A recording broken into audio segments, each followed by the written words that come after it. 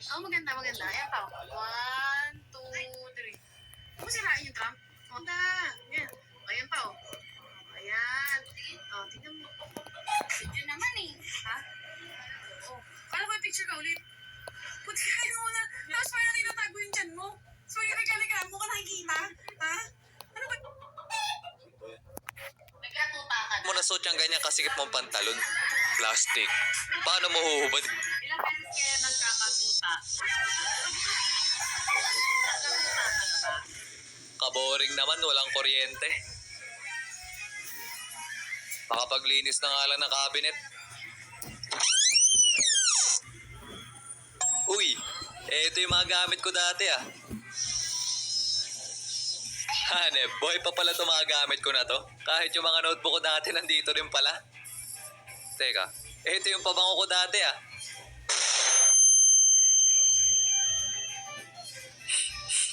Kakamiss naman yung mga panahon na yun.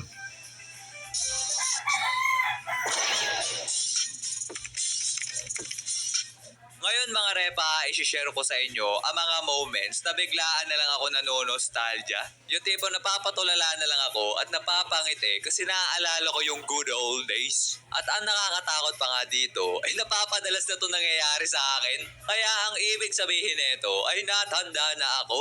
Oh no no, oh no. Pinanganak kasi ako ng year 2000, October 15.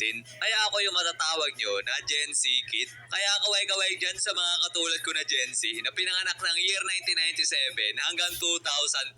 Samahan nyo ako at balikan muna natin ang nakaraan at sabay-sabay tayong manostalgia dito sa mga isi-share ko sa inyo. Di ko lang alam kung makaka-relate dito yung mga late Gen Zs. Pero sa mga late millennials ay welcome na welcome kayo kasi pehado manonostalgia rin kayo dito. Una ko i-share sa inyo ay yung mga nakaka-nostalgiang palabas sa TV noon ay talaga naman sa tuwing may napapadaan na theme song na mga palabas na to sa TikTok o kaya naman sa fb.com ay para bang akong pina-flashbang. Sabay bigla ako naaalala yung mga panahon na simple pa yung buhay. Isa na dyan ay yung palabas na Siniskwela.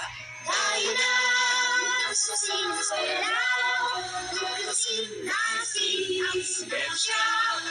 Di ko na masyadong tanda kung anong ginagawa dyan sa palabas na yan kasi ang bata ako pa nun. Pero yung theme song yan talaga ay tandang-tanda ako kasi lagi ko yung napapakinggan dati.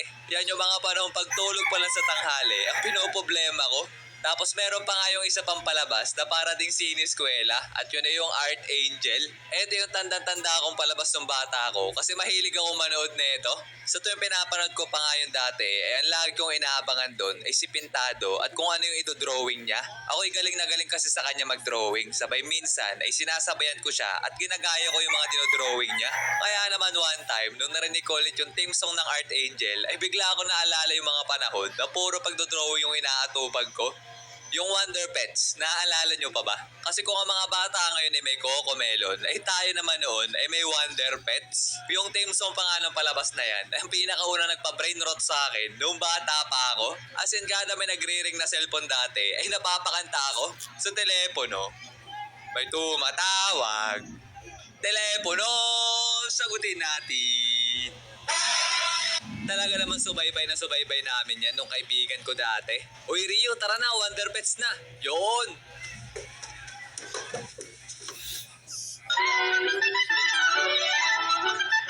sa telepono, may tumatawag. Pero maliban sa Wonder Pets, ang pinaka-inaabangan ko talaga dati ay ang cartoons at anime.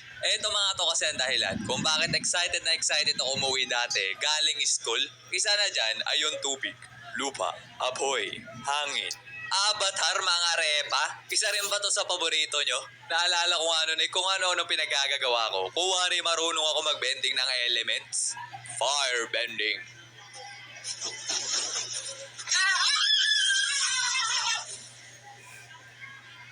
Naalala ko putol pa nga yung palabas na Avatar sa TV noon kasi hanggang book to lang ito.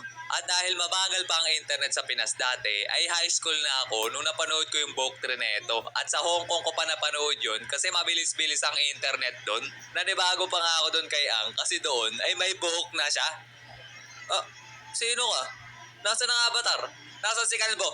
Pero nung bata ako ay alaw sa kumpake kahit paulit-ulit na lang yung episode na pinapalabas sa TV. Ay basta marinig ko lang yung intro ay dalas-dali na ako ng takbo para manood.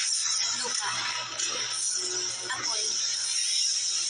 Hangin. Ang isa pang palabas na inaabangan ko nun ay yung Ben 10. Hindi itong Ben 10 na to Itong OG na Ben 10. Puro drawing nga ng Ben 10 laman na notebook ko dati. Kasi nagpapayabangan kami lagi ng mga klasiko kung sino makakapag-drawing ng detalyado sa mga alien ni Ben.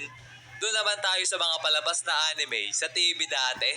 Ito talaga mga to ang dahilan kung bakit bata pa lang ako ay nakakapagsalita na ako ng Japanese.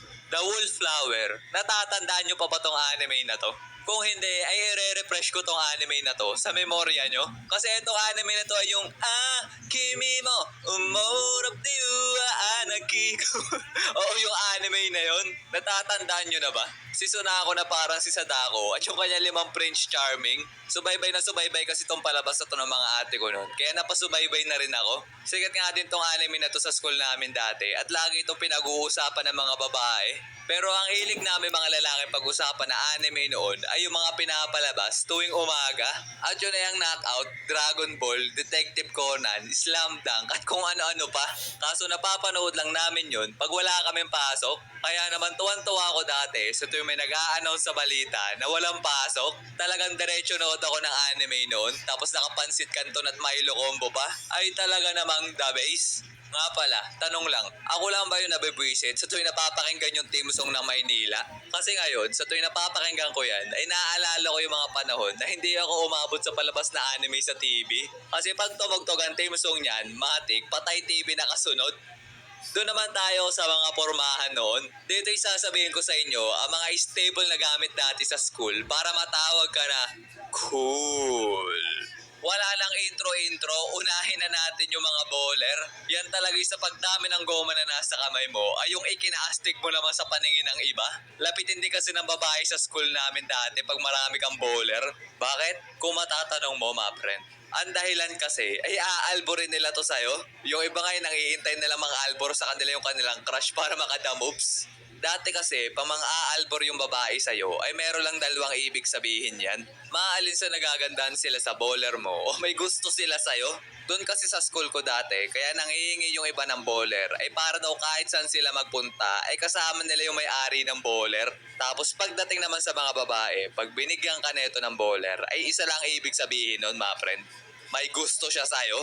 O kaya naman pag hiningi mo yung bowler nila, tapos binigay nila to, ma friend, may gusto siya sa'yo? Sunod naman ay staple dati na pormahan ay yung gantong panyo o kaya naman yung bench na bimpo tapos nakasampay lang sa balikat nyo. Ulala! Dagdag pogi points pa yan pag napapaikot mo sa daliri mo. Pero kung pormahan noon ang pag-uusapan ay hindi mawawala dyan yung sobrang pitted na pantalon kasi mas masikip daw ay mas astig. Pantalon ko noon ay tama lang naman yung sikip kasi banasin akong tao. Pero yung iba kong tropa ay para naka-leggings na sa sobrang sikip. Boy, paano mo nasuot yung ganyan kasikip mong pantalon? Plastic. Paano mo huhubadin yan? Plastic. Sabay samahan mo pa ng off-brand na Ray-Ban tapos walang lens? Isa ka na sa panty droppers league, ma friend. Pero syempre, hindi natin dapat kalimutan ang mga essentials. Di naman pwede yung formado ka lang. Dapat presentable ka din at hindi ka mukhang haggard. Tama? Tama. Isa na dyan ay yung pulbo. Ito talagang tagasalba sa mga estudyante sa tuwing tag-init sa Pinas. Pero noon ay hindi lang namin to ginagamit pantanggal ng lagkit sa katawan. Kasi ginagamit din namin to pamporma. Gagawin kasi namin dati ay guguhit-guhitan namin ang aming mukha gamit pulbo. Uy! Sunod naman dyan ay yung staple namin mga lalaki para maging kamukha namin si Sasuke-kun. At yun ay yung Fix at Gatsby, mga friend. Tapos ang kapartner niyan ay yung Bench 8 na pabango. Ito talagang pabango na to, ang high school na battle para sa akin. One time kasi ay naglalakad ako tapos may nakasalubong ako na ganun yung pabango. Ay talaga naman para akong flashbang. Sabay naalala ko yung mga panahon na high school pa ako. Kung inaakala mo ang pag-ibig ko'y magbabago, Pero pagdating naman sa pormahan, nung elementary pa ako, ay ang pinakasigat talaga nun ay yung Supra. Naaalala nyo pa ba yung sapatos na yun? Ay talaga namang plus points pag yun ang suot mo. Yan ang pinakang ultimate sapatos namin mga early Gen Z. Sabay samahan mo pa ng varsity jacket, ay wala na. Finish na. Naka-combo na. Naalala ko ano Christmas party namin no elementary. Ay halos lahat naman kami naka-varsity jacket at naka-Supra. Pero alam mo ba mga friend kung ano ang mas malupit kaysa dyan sa Christmas party experience ko nung elementary pa ako? Yan yung pag nag-follow ka sa aking Facebook at Instagram account. Dyan sa simpleng pagpindot ng follow button mga repa ay sobrang laking tulong na para sa akin. At dyan ko rin kaya update sa mga nangyayari sa aking buhay. Kaya maraming salamat na agad sa mga ma-follow. Kayo mag-alala, di naman to sa pilitan.